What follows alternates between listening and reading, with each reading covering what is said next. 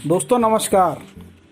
भगवान श्री राम रावण वध कर जब अयोध्या में वापस पहुंचे और अयोध्या में नगरवासियों ने तब वहां दीप जलाकर दीपावली मनाई।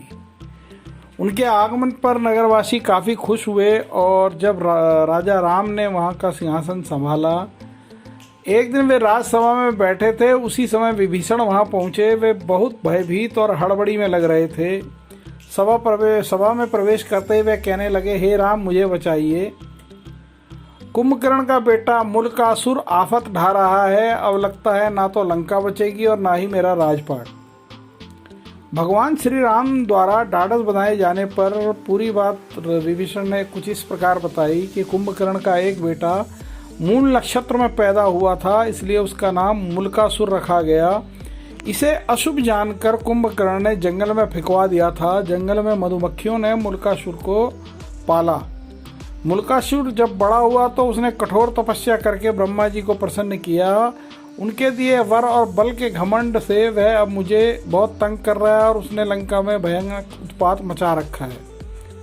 जब जंगल में उसे पता चला कि आपने उसके खानदान का सफाया करके लंका जीत ली है और मुझे राजपाट दे दिया है, तब से वह बहुत ज़्यादा क्रोधित है। भगवान आपने जिस दिन मुझे राजपाट सौंपा उसके कुछ दिन बाद ही उसने पाताल वासियों के साथ लंका पर पहुंचकर मुझ पर धावा बोल दिया है। मैंने लगभग 6 महीने तक उसका मुकाबला किया, पर ब्रह्मा जी के वरदान से वह इतना ताकतवर हो गया है कि मुझे भागना पड़ा। अपने बेटे, मंत्रियों तथा स्त्री के साथ किसी प्रकार सुरंग के जरिए भागकर मैं यहाँ पहुँचा हूँ। यह सब जानकर श्री राम जी हनुमान तथा लक्ष्मण सहित मूलकासुर से युद्ध करने के लिए पुष्पक विमान पर चढ़कर झट लंका की ओर चल पड़े। मूलकासुर को श्री राम के आने की बात मालूम हुई। वह भी सेना के साथ लंका के बाहर युद्ध के लिए आ डटा। भयानक युद्ध छिड़ गया। 7 दिनों तक घोर युद्ध हुआ। मूलकासुर भगवान श्री राम की सेना पर अकेले ही भारी पड़ रहा था। अयोध्या से सुमंत्र आदि सभी मंत्री भी वहाँ पहुँच चुके थे। हनुमान जी संजीवनी लेकर वानरों, भालुओं तथा मानुषी सेना को जिलाते जा रहे थे, पर सब कुछ होते हुए भी युद्ध का नतीजा श्री राम के पक्ष में जाता हुआ नहीं दिख रहा था। उसी समय वहाँ ब्रह्मा जी पहुँचे और भगवान से कहने लगे, रघुनंदन, इसे तो मैंने स्त्री के हाथों मरने का वरदान दिया है। आपका सारा प्रयास बेकार ही जाएगा।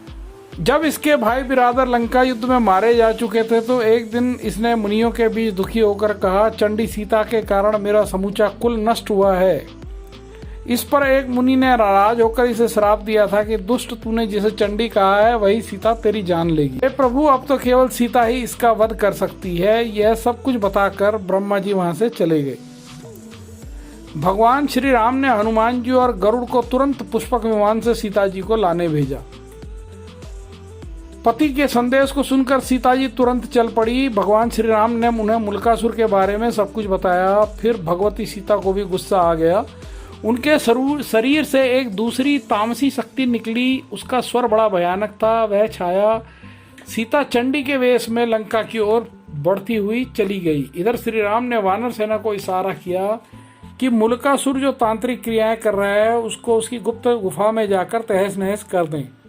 वानर गुफा के भीतर पहुंचकर उत्पात मचाने लगे तो मूलकासुर दांत किटकिटाता हुआ सब छोड़ छाड़कर वानर सेना के पीछे दौड़ा। हड़बड़ी में उसका मुकुट गिर पड़ा। फिर भी वह भागता हुआ युद्ध के मैदान में आ गया। युद्ध के मैदान में सीता की छाया देखकर मूलकासुर गरजा, तू कौन है? अभी भाग जा, मैं औरतों पर मर्दानगी नहीं दिखाता। छाया सीता ने भी भीषण आवाज करते हुए कहा, मैं तुम्हारी मौत चंडी हूँ। तूने मेरा पक्ष लेने वाले मुनियों और ब्राह्मणों को खा डाला था। अब मैं तुझे मारकर उसका बदला चुकाऊंगी। इतना कहकर सीता ने मूलकासुर पर 5 बाण चलाए। मूलकासुर ने भी उनके जवाब में कुछ बाण चलाए। कुछ देर तक घोर युद्ध हुआ, पर अंत में चंडिकास्त्र चलाकर छाया सीता ने मूलकासुर का सिर उड़ा दिया। वह सिर जाकर लंका के दरवाजे पर गिरा।